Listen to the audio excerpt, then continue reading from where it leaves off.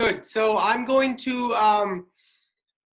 my name is Didier. I'm not sure if you remember me, but I'm going to introduce you, and you have all the time that you need to make your point to why you are better than Booker. You know what to do. You're a professional at this. It's not your first rodeo.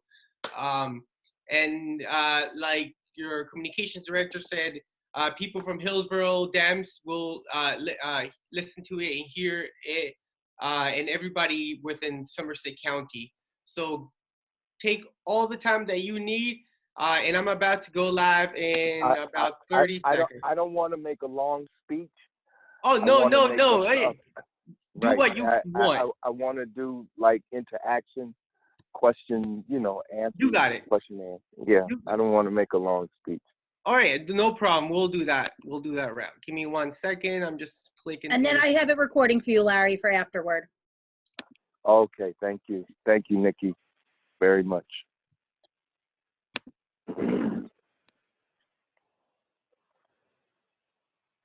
1 second.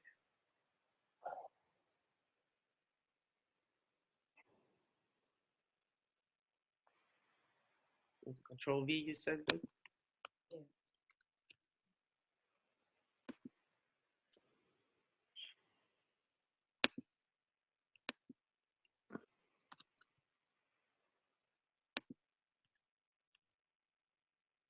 All right, it's loading up.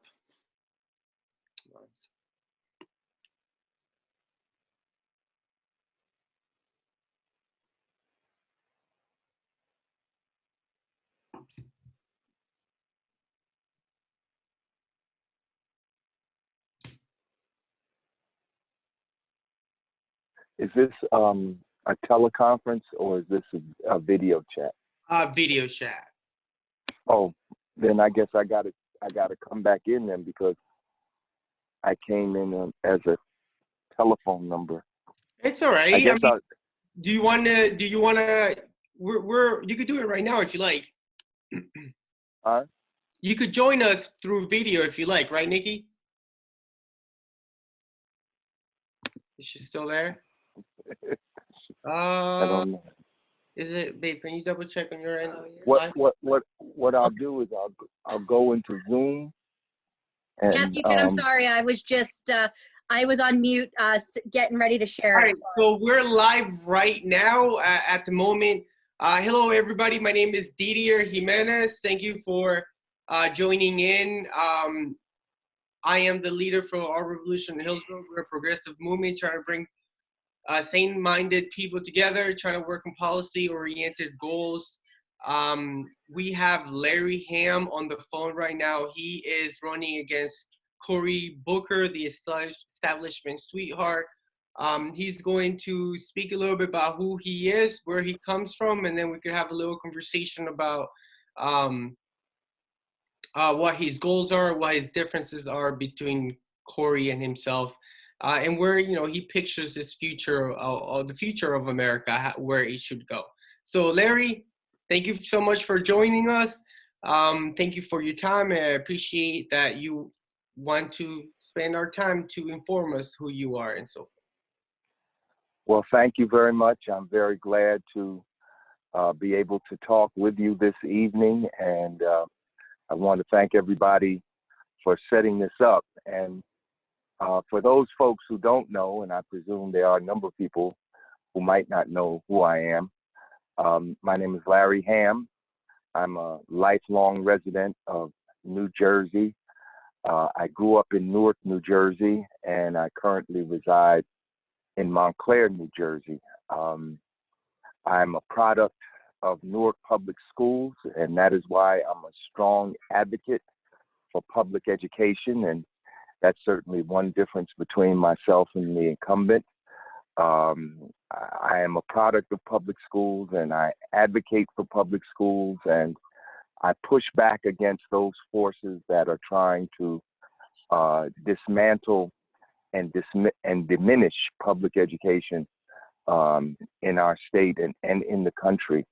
I went to South 17th Street Elementary School. I'm a graduate of Arts High School, where I majored in music. And it was in high school where my political journey began my political awakening, probably like some who are on this conference call. My political awakening began in high school, in the senior year. And I was the leader of the student government at my high school, and I led my first act of civil disobedience, a walkout from the school and a march and a protest and a sit-in, all to demand improvements in education in the city of Newark. As a result of that, at the age of 17, I was appointed to the Newark Board of Education. I am, to this day, the youngest fully empowered voting school board member in the history of the United States. I was appointed to the school board 6 months before my 18th birthday, 6 months before I was old enough to vote. And I served on the school board for 3 years. And then after that, I went to Princeton University here in New Jersey and graduated from Princeton. And during the time that I was at Princeton, I was not only a student, but again, I was an activist, and I organized the anti-apartheid movement on Princeton's campus. And that anti-apartheid movement lasted for actually longer than 6 years. I spent 6 years at Princeton, 4 years undergraduate school, 2 years of graduate work. And then I returned to Newark in 1980 and continued my work as an organizer.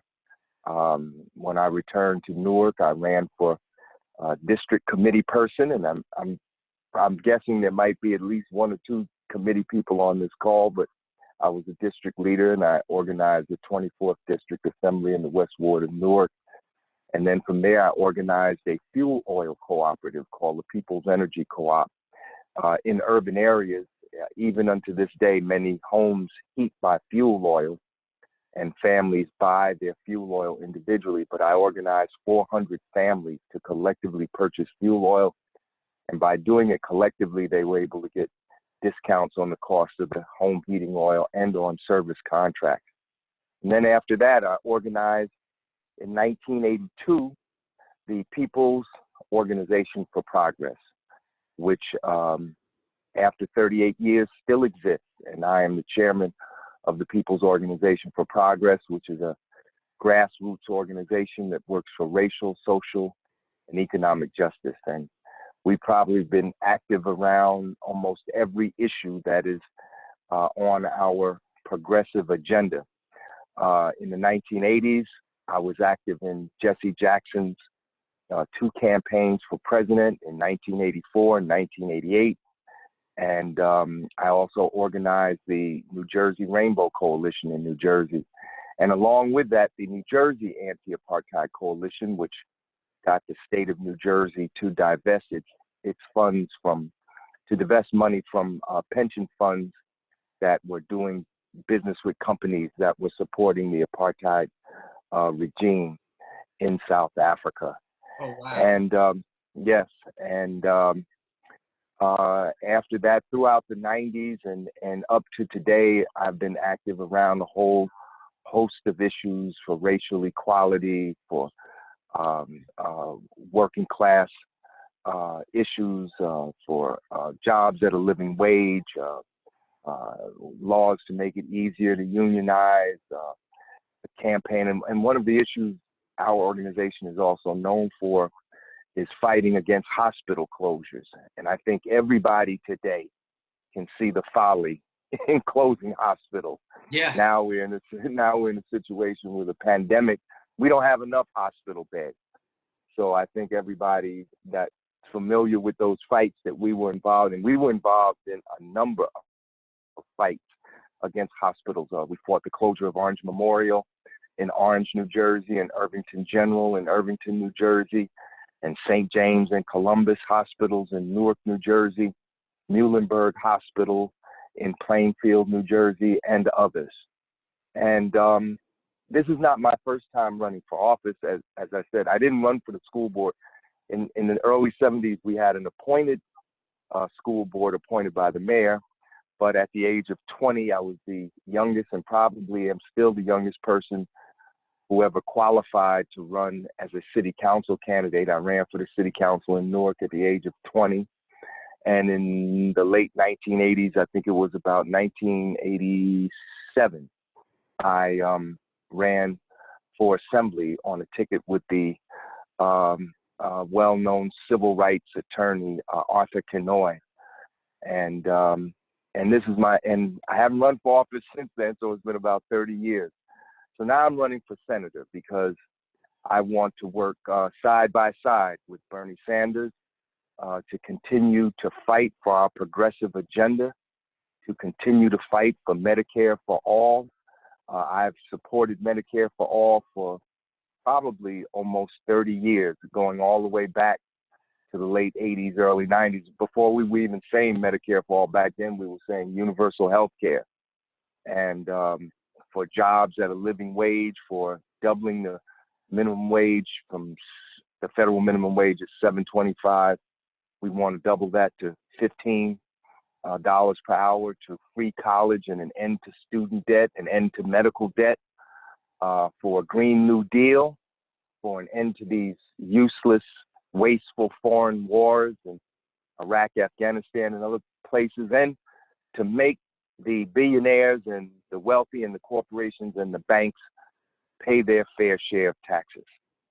So that's kind of an overview of who I am, and I'll take questions from this point out.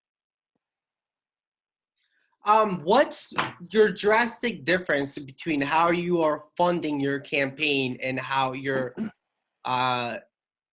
the other candidate, Booker, is funding his campaign?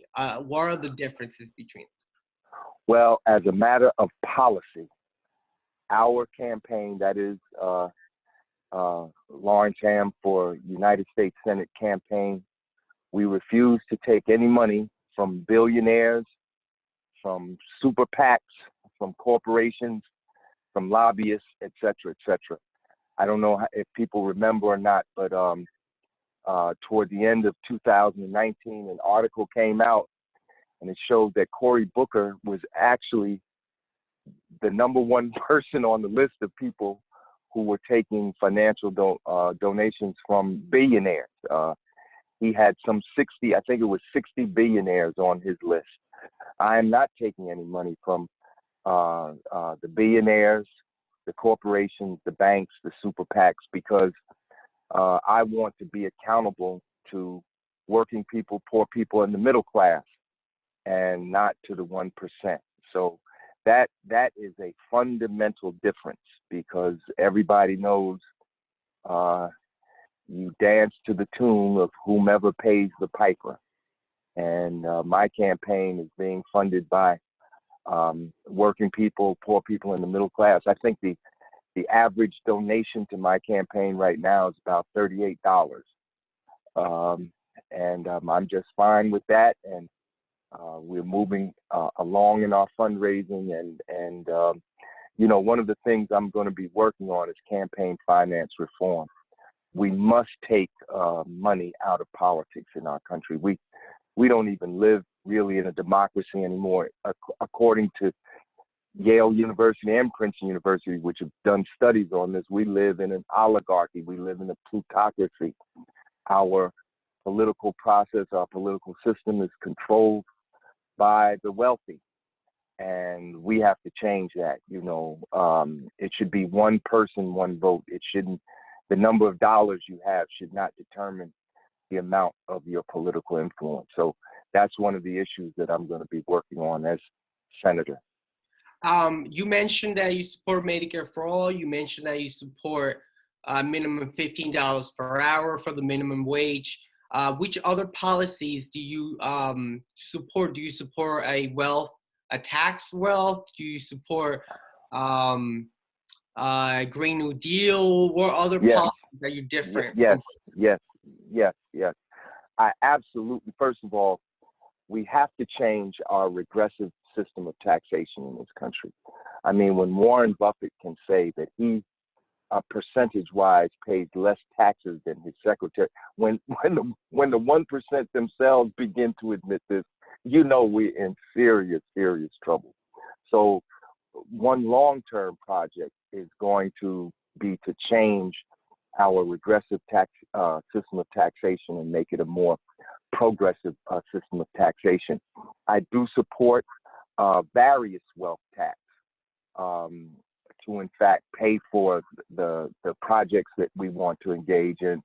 A wealth tax, increasing the percentage that the wealthy pay in taxes, a tax on Wall Street transactions, and others. You know, any way we can to get the, and you know, it's funny you asked that question because just yesterday I think they came out with new figures on how the wealthiest people in this country are actually paying 79% less taxes than they paid 30 years ago. Wow. So, and this is one of the reasons we have so much inequality. This is one of the reasons that $21 trillion exists in offshore accounts, because the wealthy have found these places in the Caribbean and you know, outside of the United States to ferret away the money. $21 trillion. The majority of countries in the world don't even have national budgets of $1 trillion.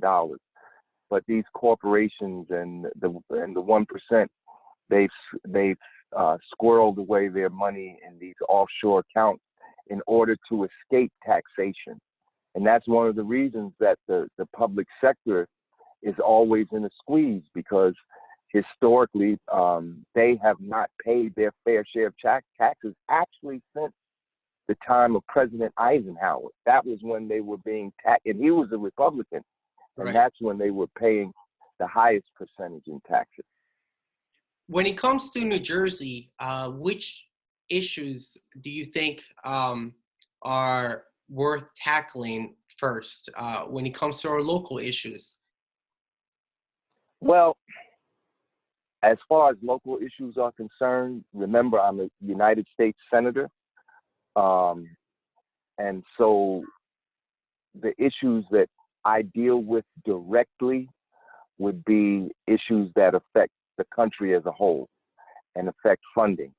Of course, one of the issues that keeps coming up is that New Jersey does not, in the eyes of many, receive its fair share in taxes. We actually get less back from the federal government than we pay to the federal government in taxes. So I will always, my eternal job will be always to try to get more federal funding for folks here in New Jersey. But just because I'm a U.S. Senator and deal with national issues does not mean that I cannot use the weight of my office or the platform of my office to address local issues, when that is necessary. And of course, a local issue and a national issue here in New Jersey is income, and people need to make more money.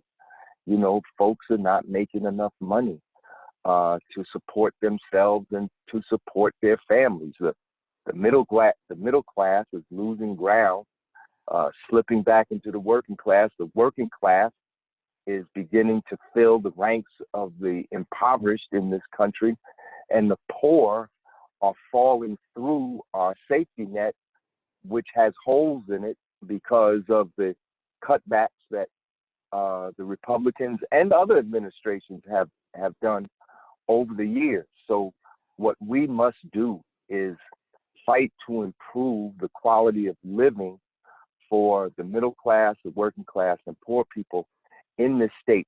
New Jersey has one of the highest rates of inequality of the 50 states. We have one of the highest rates of income inequality. So we must close that gap. And one way of doing this will be, of course, to double the minimum wage. Not only the federal, because many people don't realize there are actually two minimum wages. There's a federal minimum wage of $7.25, and there's a state minimum wage, which I believe now is $8.35. We must double both of those so that people can make enough money to at least pay their rent. You can't pay rent off $7.25 an hour or $8.35. Not in this state. Maybe somewhere down south you could do it, Yeah, but yeah, not yeah. not in this state, which has one of the highest, cost of living of the 50 states. So one issue that's near and dear to my heart is increasing people's income and helping people to hold on to a greater part of their income, and to try and hold down taxes on working people and middle class people. That's why we have to change the system of taxation, because the burden right now is on the middle class and the working class in terms of paying the most taxes. And it should not be. It should be on those who have the most wealth. And this is a very serious problem here in New Jersey. And that's one that I'm going to be giving a lot of attention to. I can't agree more. I was reading an article that for every $300,000 that a white family had, a Latino would have $7,000. And I believe a black family would have about $3 to $4,000. So the Right. level of wealth inequality in New Jersey, it's insane. It's just, it's worse than what the national level is. What's your stance on the war on drugs, and how have you seen it negatively affect your community? Well, I'm absolutely opposed to this war on drugs because, in essence, it's been a war on the poor. And it has resulted, the war on drugs, which started back in the late 60s with the Rockefeller drug laws, has resulted in one of the greatest racial disparities of any area here in the United States. For instance, in 1966, the black prison population, federal prison population, was roughly percentage-wise equivalent to black people's percentage of the general population. It was about 100,000 in 1966. Within 20 years after the implementation of the Rockefeller drug laws in New York and their replication state by state across the country, within 20 years, African Americans ended up being and are still more than 50% of the federal prison population. And here in the state of New Jersey, Black and Latinos make up over 70% of the state prison population. The war on drugs really has, resulted in the mass incarceration of Black and brown people, most of whom have gotten longer prison sentences than their white counterparts who committed the same crimes. And it has wreaked havoc on the Black community. Now, because I oppose the war on drugs and all its racist dimensions, does not mean I don't oppose crime and drugs in our community. I think what we have to do is shift the funding with regard to the war on drugs toward interdiction at our borders and at our interstate borders, because everyone knows where well, I shouldn't say everyone, but law enforcement basically knows where the guns and the illegal drugs come. They come straight up 95. They either from down south. Everybody knows where they're coming from. And what began to happen, and this began to happen under the Reagan administration, they began to actually cut back. Believe it or not, people who said they were tough on crime began to cut back funds on drug interdiction. And as you know, the march toward more lax gun control laws also began during that period, and to the point now where in 1998 we had a law on the books that outlawed people having these automatic rifles. Yeah. War type, military type rifles were outlawed at one time, but once the Republicans got control in Congress, they let those laws sunset, and now people can go out and buy basically the same kinds of weapons that our military use, and then they go, you know, to Las Vegas and stand on top of buildings and kill, you know, Yeah. almost 100 people, you know. So I believe that we must spend more money with regard to the money that we appropriate toward law enforcement to drug interdiction and the interdiction of illegal weapons. And we must also bolster that by having stricter gun control laws in our country. Well, you know, that's a great subject when it comes to like the war on drugs, because I feel like, you know, the worst thing that you could get with cannabis is actually getting caught with it. And Right. if you're lucky and you have the privilege to get a good lawyer and just have it off the books, you're actually able to go to college, finish your college degree, whatever you want to do, and have a job. But if you're caught with $10 worth of cannabis, there goes your career.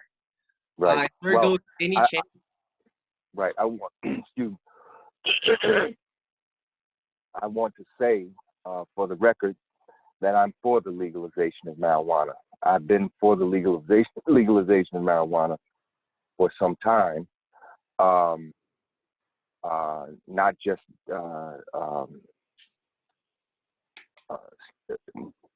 just put it in the positive.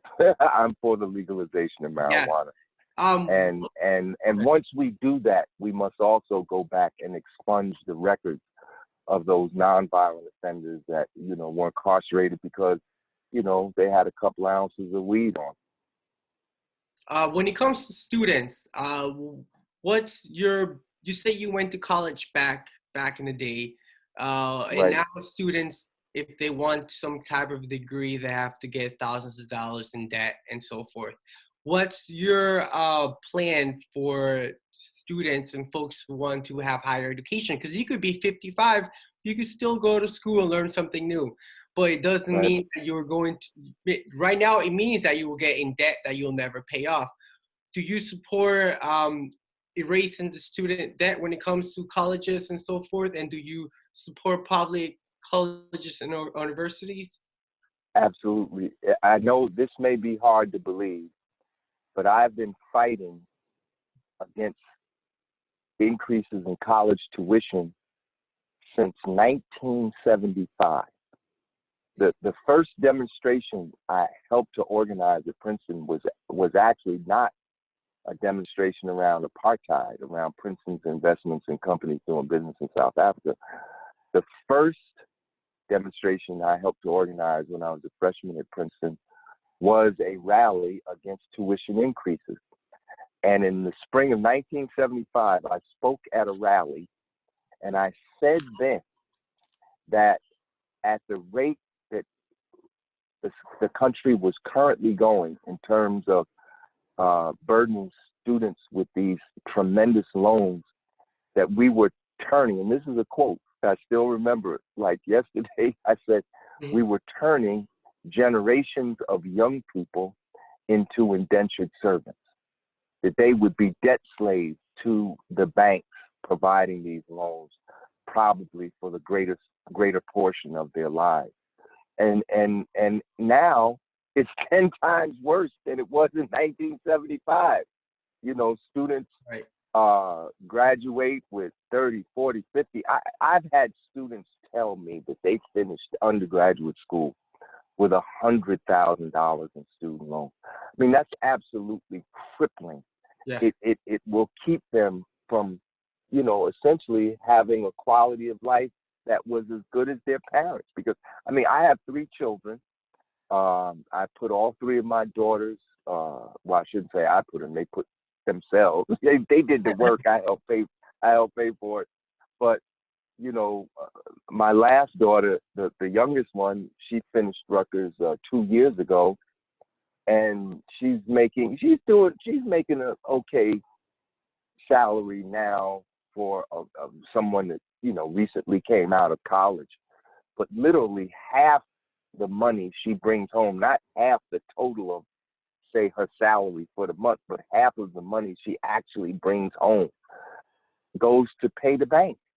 you Wow. know, on the student loan. And, you know, this is terrible because some students will never be able to buy a house like that, you know, and so we must cancel student debt. The People's Organization for Progress, for at least the past 4 years, has been having rallies. Now, we were scheduled to have one this month, but because of the COVID-19 pandemic, we can't have the rally, so we might have some type of virtual rally, a virtual meeting. But for the past 4 years, we have had rallies for canceling all student debt, all of it, cancel all of it, and for making, as Bernie Sanders pointed out, making public colleges, universities, and trade schools free. Right. So public colleges and universities and trade schools should be free, and we should cancel all student debt. Well, you said before in the beginning that you support Medicare for all. Um, People right now are going in bankruptcy because they can't pay their medical bills. Do you also support erasing their medical bills Yes, on top of Medicare for all? yes, yes. We should erase not only student debt, but we should erase medical debt. And we can do it. Look, they just passed 3 emergency relief bills, which in essence, you know, total anywhere from $4 trillion to $6 trillion. And once again, the lion's share of that money is going to go once again to the banks and to the corporations. You know, if we can easily find, look, just a month ago, there was no money to do anything.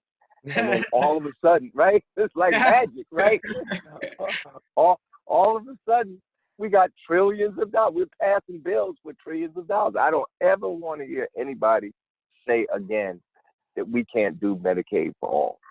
You know, we can do it, and we should do it because we are lagging behind the other advanced industrial countries of the world. And I'm not even talking about the socialist countries. I'm talking about the other capitalist countries, France and Germany, England, the Norwegian countries, all have a much stronger, much broader social safety net and social democracy for their populations than we do.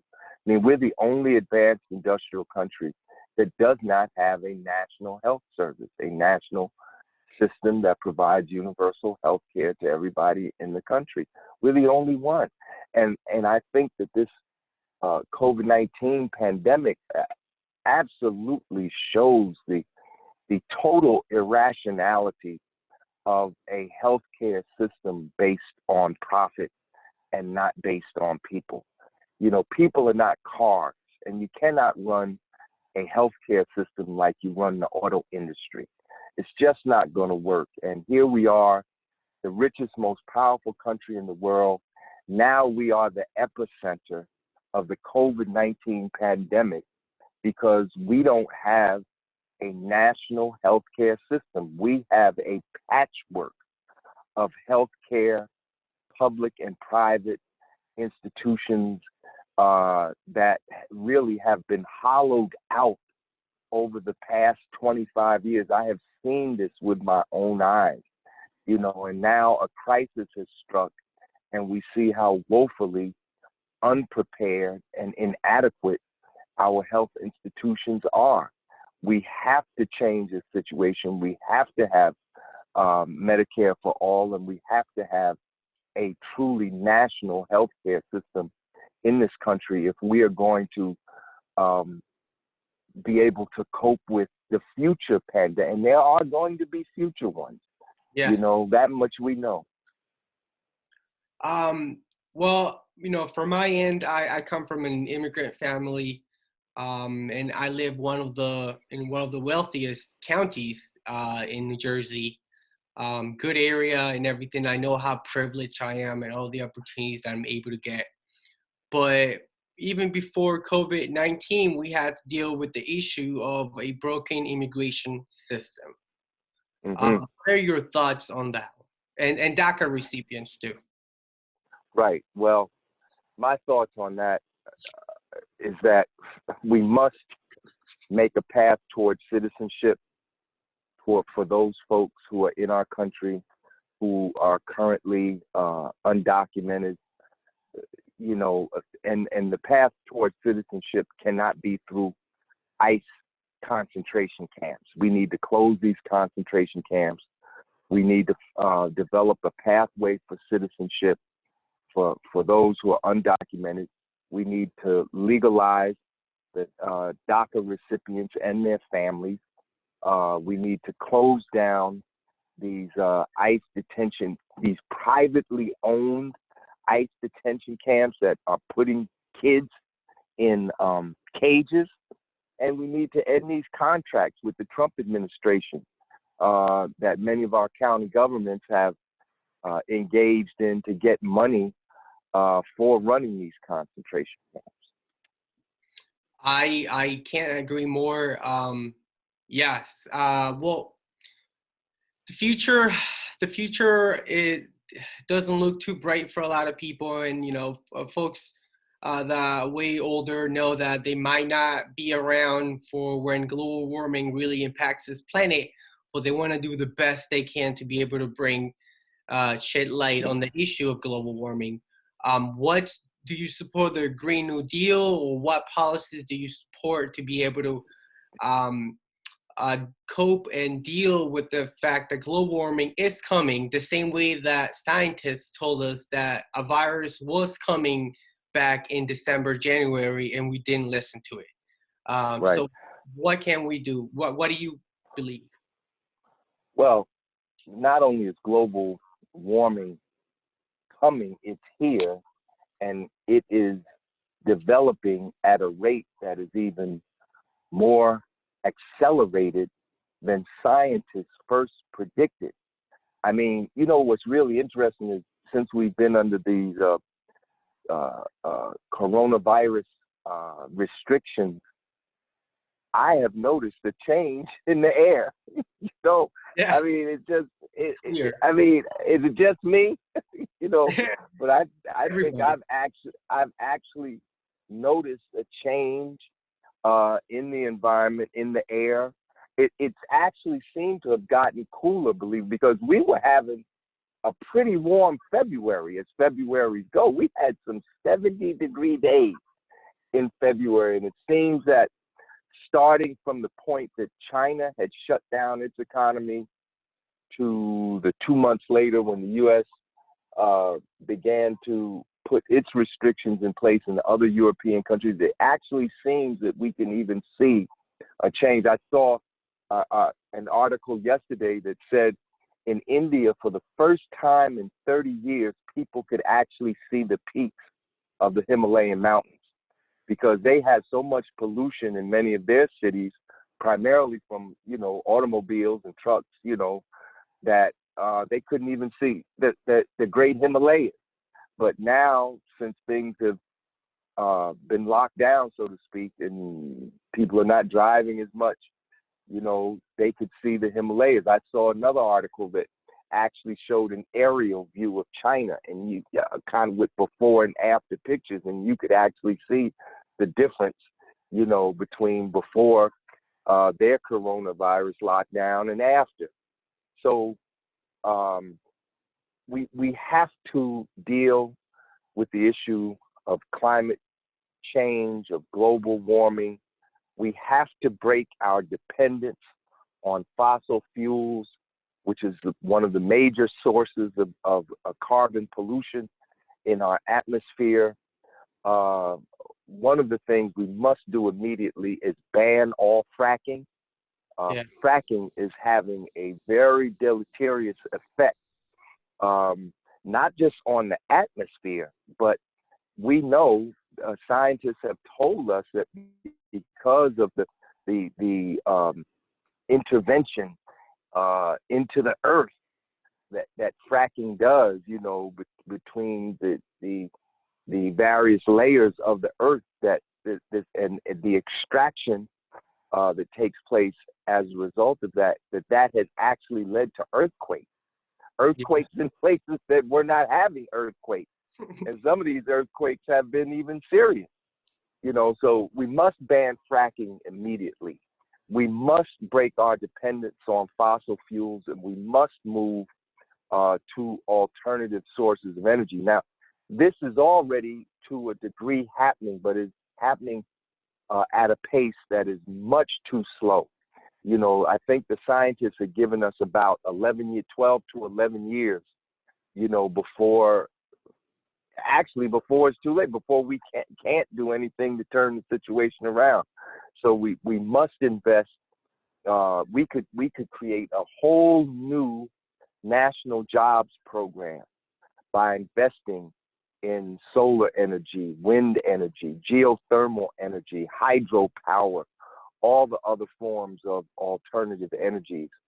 And if I'm elected, I'm going to be right on every. I know I won't be the only one sponsoring bills, so I'm going to be writing bills, and I'm going to be co-sponsoring other people's bills, and I'm going to try to get them to because we have to move our economy as soon as possible.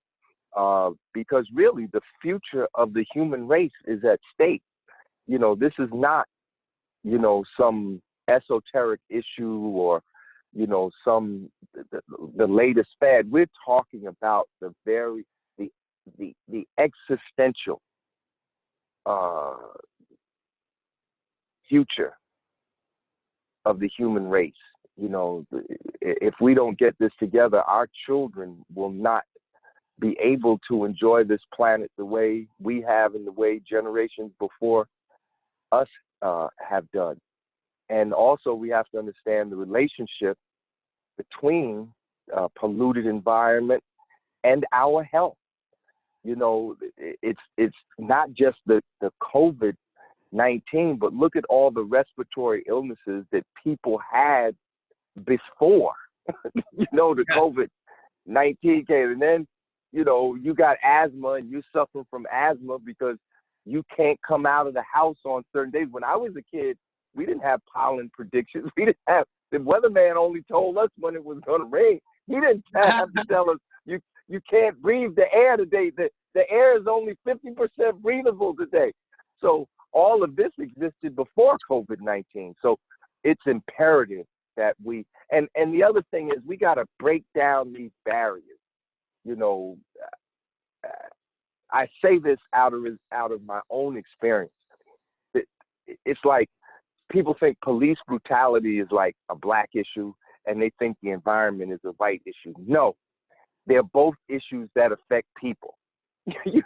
Yeah. All people breathe the air. So the environmental movement has to be. We all have to participate in that.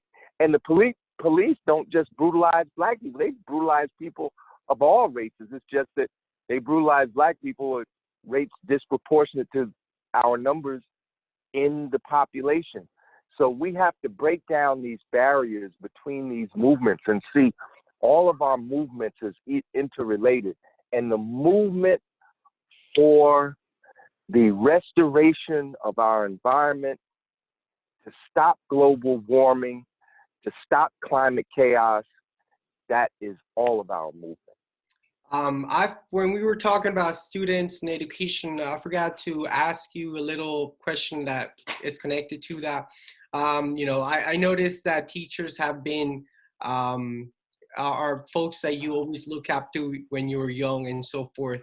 When it comes to the current education, and we know that a lot of supporters for grassroots campaigns are actual teachers who donate $10.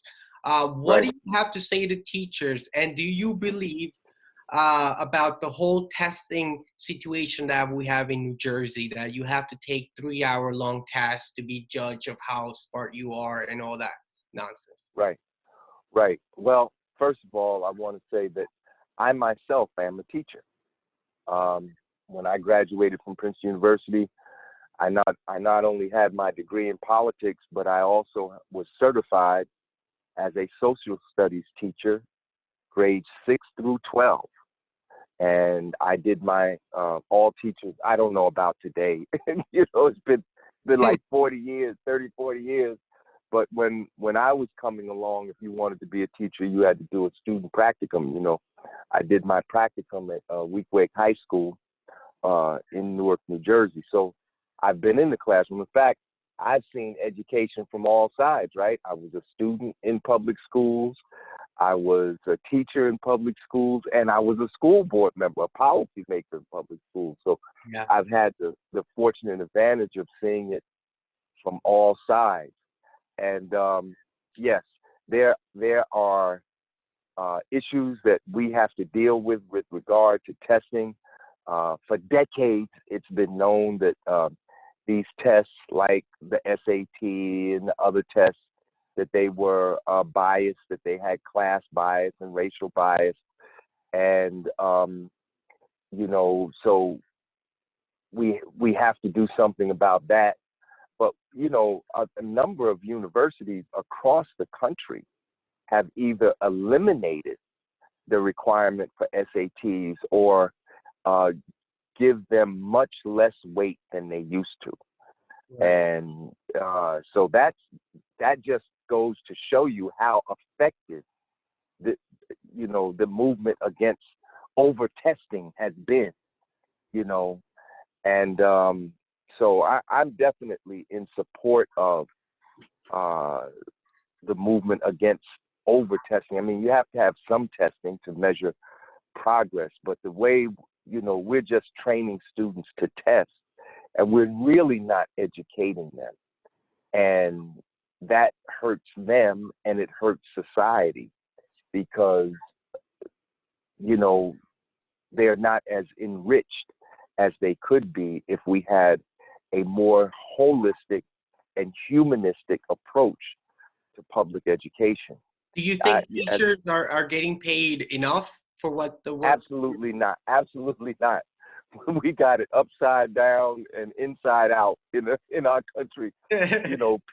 People who play games are millionaires, and the teachers have to get food stamps to supplement their salaries.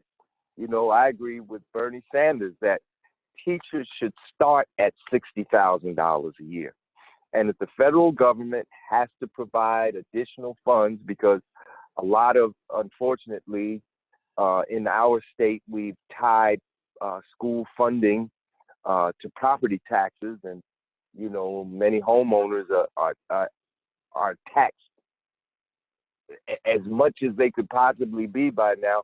If we have to enact legislation that will provide federal funding to municipalities and school districts so that they can provide teachers with a decent salary, then of course I will support legislation to do that. Teachers are among our most important professionals. They train the next generation, and they should be paid at a rate that is commensurate with the valuable work that they do. Mm-hmm. Mm-hmm. I feel like we basically went through every level, but through your life, who has shaped your mentality? What situations and actions have shaped your youth since a young age to be who you are right now? And who do you look up to? Well, that's a good question. I think that all of us are a composite of all the relationships that we've had through our lives. Certainly, my family helped to shape me. My father passed away when I was 4 years old, but my mother went back to live with her parents, and I was with her. So, my grandfather became, in loco parentis, in place of my father. He became my father in essence. And the basic sense of right and wrong, of being fair, that created the foundation on on which other ideas were placed. You know, if you have a basic sense of fairness, you may not have gone to college and have studied all the great philosophies and the political ideologies, but I'm telling you, if you have a basic sense of right and wrong, of being fair and just, and a lot of that we learn through our religion. It's just that we don't put it as much in practice as we should. You know, that golden rule, do unto others as you would have them do unto you, you know. So I think my family gave me that basic sense of right and wrong, trying to be fair and just, trying to help those who need help. And, you know, I got that from my family. And then later on, as I moved through life, I was able to interact with other political actors, activists who also influenced me. And all of that kind of rolled up together to make me who I am today. I've been a community organizer of one type or another for 49 years, since 1971, almost nonstop, from high school to the 3 years I was on the board, to the 6 years I was at the university, and to everything, all the organizations I participated in the community. And I think that what we need more than anything else in this country is a movement like that Dr. King was trying to put together at the end of his life. He didn't really get to put it in place because he was assassinated, but we're here and we can continue that work. We have to build a country where every human being can realize their fullest potential. And that's no longer a pipe dream. You know, there was a time when that might be looked at as a utopian view. But today, in the 21st century, we have the wealth and we have the technology. We have the ability to actually bring that about. What we don't have yet is the political will.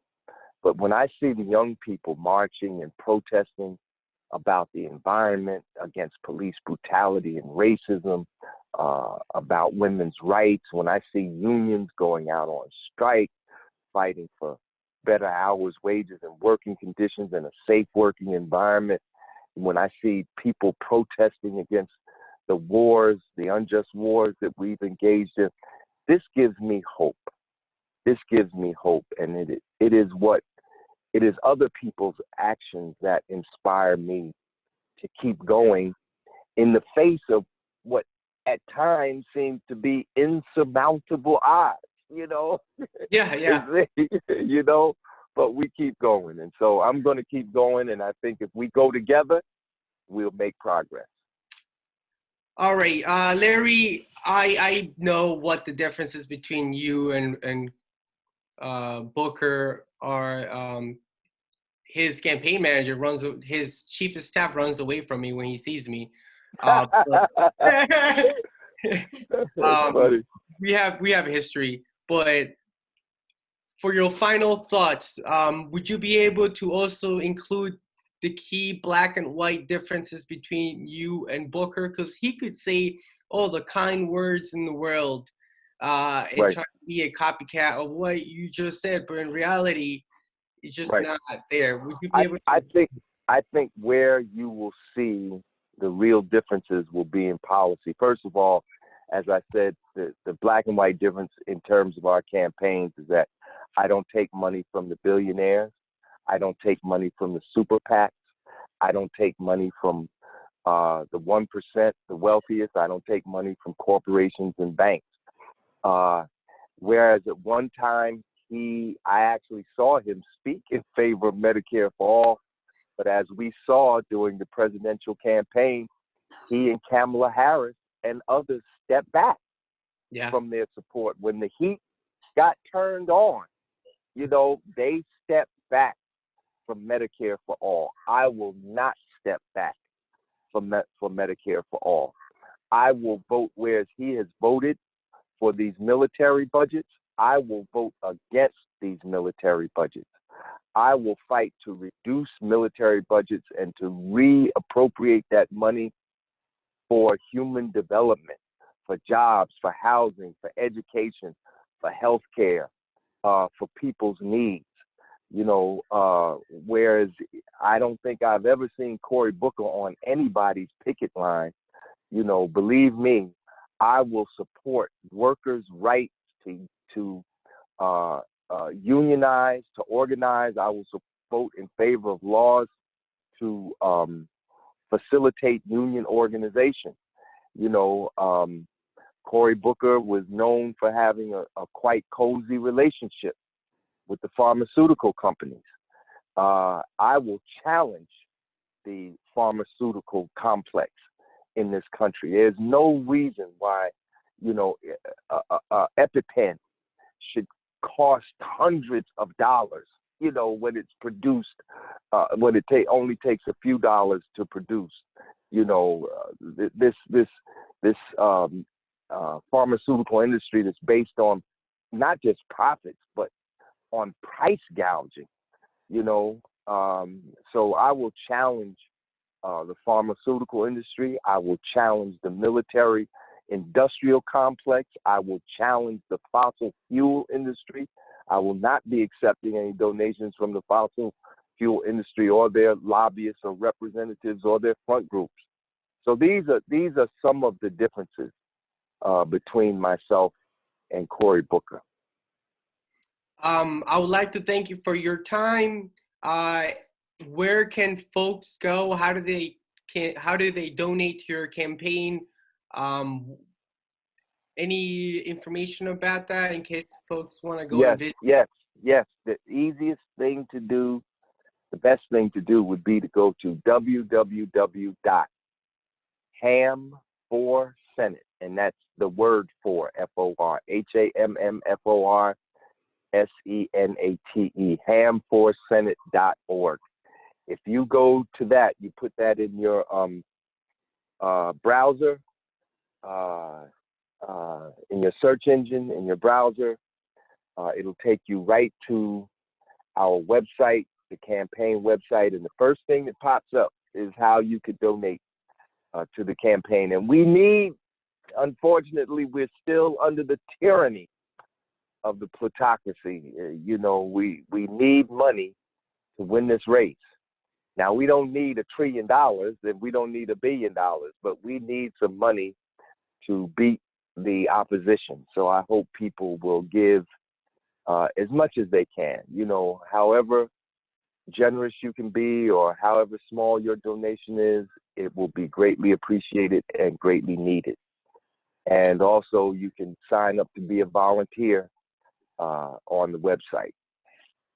All right, Hamm. Thank you so much for your time. Thank you for running. I've been waiting Thank for you. somebody like you to step up, and you're doing so. I encourage everybody to please do exactly what he just said. Go to his website, can donate money, try to do phone calls, tell your friends, word of mouth really does help a lot. And he has a grassroots campaign that needs our support. For those who wanted to watch it on YouTube, I apologize, but it didn't work when I set it up, but it is live on Facebook, and it will be placed on YouTube within an hour or two, and folks could rewatch it if they want. Again, Hamm, thank you so much for Thank you. Thank you. All right. Have a great day, everybody. Take care. All right. Take care. Bye-bye.